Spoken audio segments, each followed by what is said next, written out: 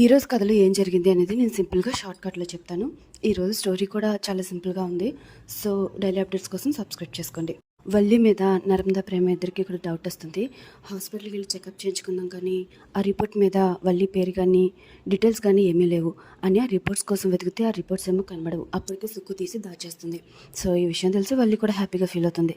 So ఇంత doubt ఎందుకు, ఇంత కన్ఫ్యూజన్ ఎందుకు, హాస్పిటల్ తీసుకెళ్ళి చెకప్ చేస్తే సరిపోతుంది కదా అని చెప్పేసి ధీరజ్ అంటాడు.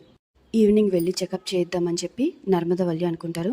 ఈ విషయం విని వల్లి అయితే చాలా కంగారు పడిపోతుంది. వెంటనే వాళ్ళ అమ్మ దగ్గరికి వెళ్ళేస్తుంది.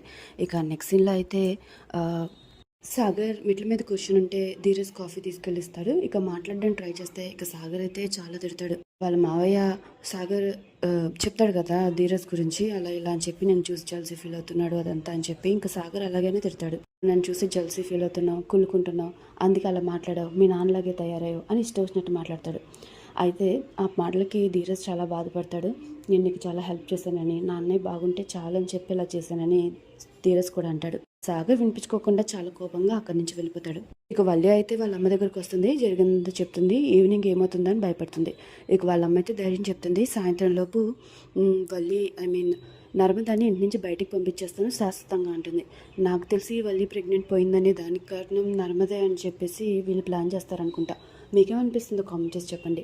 ఆ తర్వాత అయితే వల్లి అయితే చాలా ఆలోచిస్తూ ఉంటుంది ఏం చేయబోతుందా అని చెప్పేసి. ఇక ధీరజ్ వాళ్ళ అమ్మ దగ్గరికి వెళ్తాడు. వాళ్ళ అమ్మ చాలా కోపంగా ఉంటుంది. వాళ్ళ నాన్న దగ్గర డబ్బులు తీసుకోలేనందుకు. ఇక ధీరజ్ అయితే నచ్చ చెప్తాడు. కార్ కుదిరింది, వస్తుంది, సర్ప్రైజ్ చేస్తున్నాను అని చెప్తాడు.